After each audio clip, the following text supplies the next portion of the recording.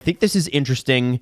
And it's not, with this show, we always want to have as much fun as we possibly can. But this is not the most fun story, so I'm just going to warn you ahead of time.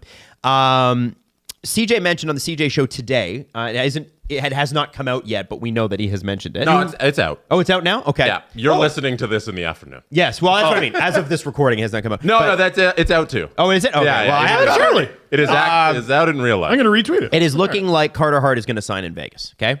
Mm-hmm.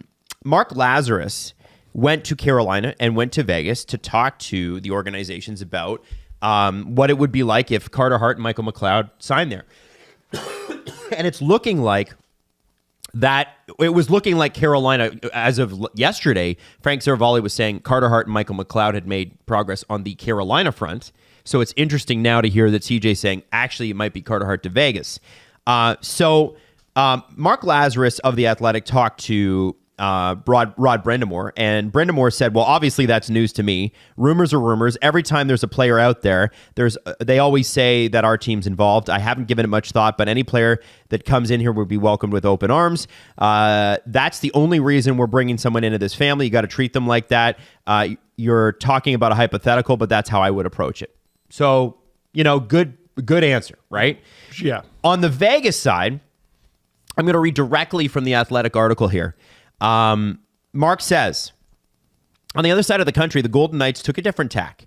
The team declined to allow head coach Bruce Cassidy to speak to The Athletic one-on-one after learning of the topic. Several minutes later, before Cassidy began a news conference, the spokesperson pulled an Athletic reporter out of the room and told him to leave the team's practice facility immediately.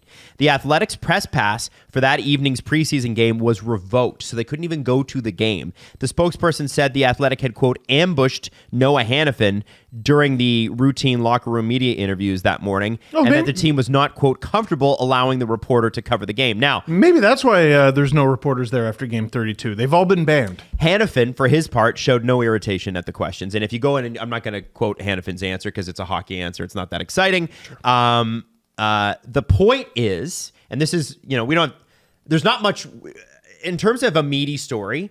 Sometimes I look at things and I'm like, well, that's a 5 or 6 minute topic. And I think that's what this is. But I do find that extremely interesting that, if Vegas is serious about hiring these people, that's what it is, or hiring Carter Hart, they are going to have to face questions like this. And wherever you stand on this topic, it is a question reporters need to ask. And so I find it very interesting that they would boot a reporter. And I asked some people, and everybody that I know that works in this profession has never seen this happen ever. Never seen it sometimes in cases as much as 25 years, never seen it. The one incident I can think of credentials getting revoked, it needs to be serious. And listen, if someone asking about a player is enough for you to revoke their credentials and kick them out of the building, maybe you shouldn't sign that player. Because you got to be ready to handle those questions. You look at the Ducks with Quenneville. Well, they've had to answer those questions. Let me use the words of many who are confused by this. Hey, they were acquitted. What's the problem? Ask away. If there's no problem, what's the problem? Evidently, there's a problem. Yeah. Now, there was another quote, because Noah Hannafin wasn't the only player. Dude, I'm so happy I left when all the shit went down, Howden's June 26, 2018 text message said. Haha, man, when I was leaving, Duber was smacking this girl's ass so hard. It looked like it hurt so bad. Oh, sorry. That was actually Vegas Golden Knights player Brett Howden in a text that for some reason they deemed inadmissible at the trial. Reunited and it feels so good. Come on, you're getting the team back together. They were acquitted. What's the big deal? Let everyone ask questions, right? Well, I don't understand. That is the thing. If you're going to do this, you have to be prepared to answer questions. Well, and it's a genuinely stupid thing that they did because I don't think we'd be talking about it today. Jess? Yeah, no, I think when you remove a reporter, you're acknowledging that the questions are sensitive, right? They are acknowledging that there is an issue there, and they're admitting, hey, there's going to be media around this signing. So them being unprepared for that when the rumors are out there, and clearly CJ has sources that because things are happening and behind the scenes. So I guess it's not surprising knowing how Vegas is operated that they are unprepared for something like this. Well, so here's the question. The famous Tyson Berry quote on Chicklets where he's like, game 32, no one's going to be in the locker room waiting for you to ask the questions. Yeah. This is the kind of thing where I know the PR staff is pretty good in Vegas. They're going to have to be prepared for. And maybe they're just not prepared this early in the season. That's what I was thinking. Like, is it, other than local coverage, they probably are not getting, hockey doesn't get a ton of national coverage in the States, right? It just generally doesn't happen. The Athletic is not a gotcha outlet. They are pretty good journalists. Well, and they're not some little podunk outlet either. No, but you know what I mean? Like, kick SDPN out. There's outlets that are there, and they have a purpose, and they serve to give me one quote. Give me that crazy quote. You see it a lot in politics. You see it sometimes in sports. And I'm looking at this, and I'm going, I don't know. You can ask. That's not a hard question to ask. It's pretty relevant. Well, and Noah Hannafin in the article had no obvious qualms with the question. No. Now, maybe afterward he went to one of the PR staff and he said, "Hey, get this guy out of here," or whatever. But based on what, right? What's it based on? Or I didn't like that question. Or here's the thing, I didn't like that question, and here's how it's supposed to work. If a reporter asks a question and the player doesn't like it, the player then goes to the PR staff, unless the PR staff witnessed it themselves, which is often the case. But the player says, "Hey, that made me uncomfortable," or "I didn't like that," or "that guy's an asshole." Mm-hmm. Then the PR staff has a conversation with you and or your superior. Yep.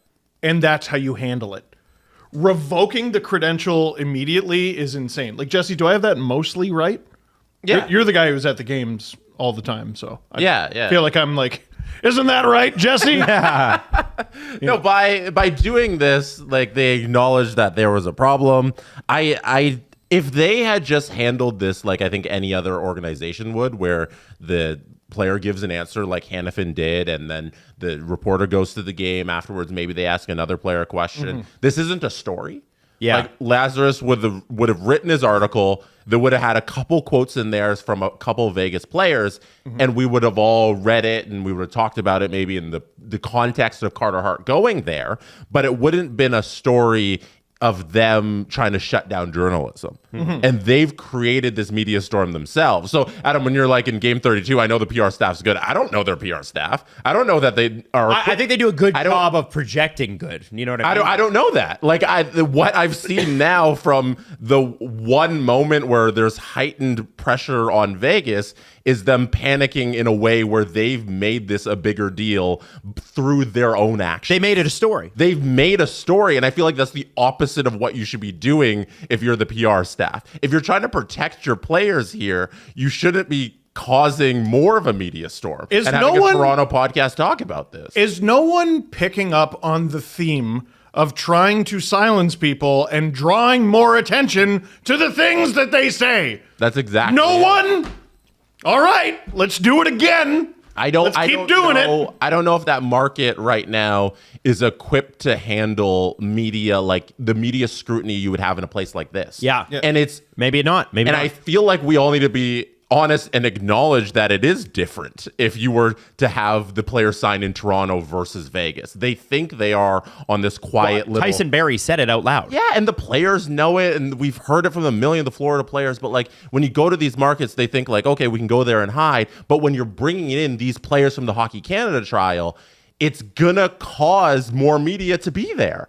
And you're clearly not equipped to handle that right now. And you need to get up to the bar to handle these players coming in. Mm-hmm. Like, you guys are a championship caliber franchise. This is embarrassing. Yeah. You just landed a huge superstar this summer too. Yeah. People are going to be paying attention to you. Yeah. It's embarrassing stuff. So as I understand it, they asked Noah Hannafin a question and requested Bruce Cassidy, and the team declined. Which is their prerogative. That's okay. That's okay. Then you're like doing your regular PR thing of shielding in an appropriate way. Like you can't earn one-on-one interviews with head coaches just in the preseason. Like no. I don't think Mark Lazarus should expect, or whoever the reporter was that they sent for his report, to go down there and get a one-on-one with the head coach in the middle of of training camp. That shouldn't be an expectation, but you shouldn't then also kick out the journalist. Remove them from the building. Can't go to the game. Yeah, they can't go to the game? Yeah. Can't watch the game, ask about the game. Okay, and this is normally, so this is what you do. Like, if you're uncomfortable with it, PR staff, you go to that reporter and you go, hey, listen, like, our guys are not gonna answer any questions on players that are not here, that have not signed here. Honestly, and that's all you have to do. That's not unreasonable at all. Yeah. Like, Carter Hart is not a member of the Vegas Golden Knights at the time we're recording this. Yeah. And it will be in about 7 days. Yeah. It's not unreasonable in the slightest to be like, we don't make it a habit of talking about players who are not currently members of the Vegas Golden Knights. Yeah. And a good PR member wouldn't even they wouldn't go to the journalists and say that and say they're not going to answer questions on that. They would prep the players. Yeah. They would prep the players on the answer that it's like, hey, I don't want to talk about a player who's not signed. Then they all just kind of have that line and they can say that and everybody moves on. Well, I've heard of things where like a reporter will ask the team for comment and the team goes, welp, cat's out of the bag. And then the team gets ahead of it and releases a statement. Yeah. And this isn't even for something even kind of like this, but someone was asked, you knew that they were asked.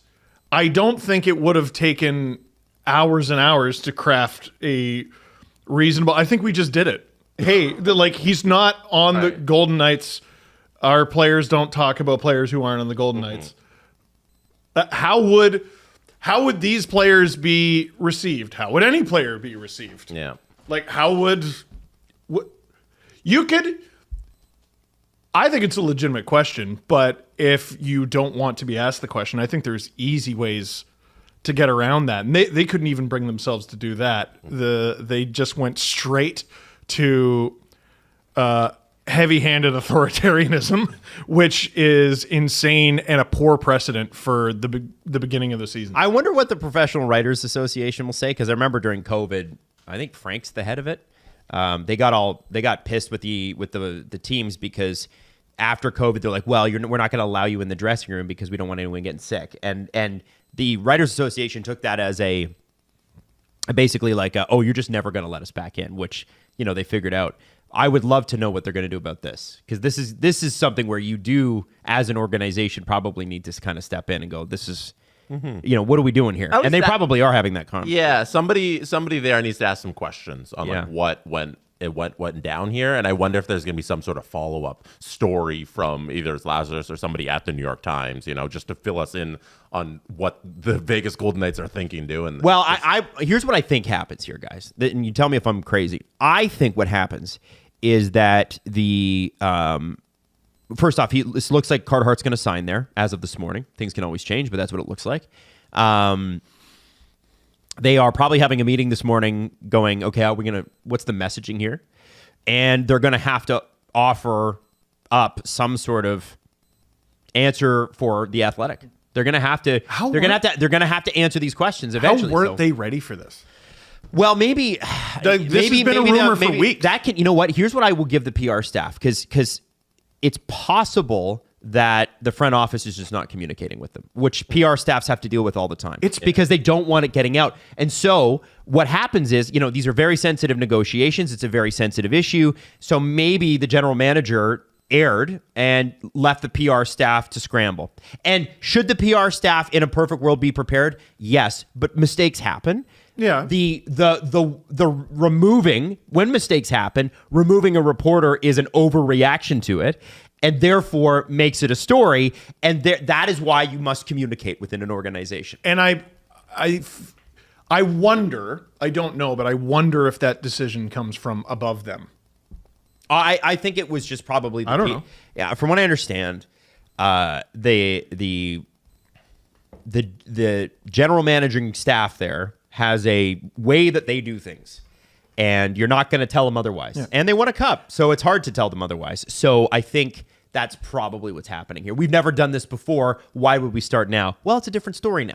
By the way, whenever anyone mentions Toronto media or Canadian media, if you just replace it with people who talk about hockey, you start to sound like an asshole. Yeah. Like, oh, you know, man, this only happens with people who talk about hockey. The Chicago media. Mark is from Chicago. Yeah, it was Mark Lazarus. He covers the Blackhawks. And Mark's a really intimidating guy. Oh, fuck, he's terrifying. I went to the doctor for my other hand because he cracked it when I shook it into a fine powder. By the way, it's all titanium. We got a message from James Myrtle who said he had to look up Slender Man. So he's like, I didn't know what Slender Man was. I got back to him. I feel Sorry, like James. This is the Streisand effect in PR. Yes. It's when you try and censor information, it actually makes it a bigger deal, and that's what is going on here in Vegas. And I feel like that should be PR 101, and these people should be able to handle this. But like the moving forward, I'm curious about how the fans are going to react to this in Vegas, and if it's going to be as big of a deal as it's becoming in Carolina, as the story's kind of unfolding with the Hurricanes potentially signing one of the players, because they've made a petition and to cancel season tickets. If the How many people have signed that? Do we know? Front Office Sports had 13 or 1,400, and that was in the Lazarus article. Yeah, so like there's clearly a noise coming from the fan base in Carolina. I wonder if we're going to see a similar thing with the fans in Vegas. And I'm just curious on what the fans' reaction is, because that's what it comes down to, right? The people who care about this team. If there's actually a revenue drop in season tickets, like there are threats in Carolina. A major thing in Carolina. We'll see. A lot of people. You know what? I am curious about that too, Jesse. Every state, every region has its own, ways on things. I thought it was interesting that any NHL story would make front office sports, because rarely does front office sports, which talks about sports business, cover the NHL, because the business dealings are just so much smaller. Anytime you send the FOS, I'm like, I doubt this is a good story. Yeah. So that's interesting. Anyway, we'll see.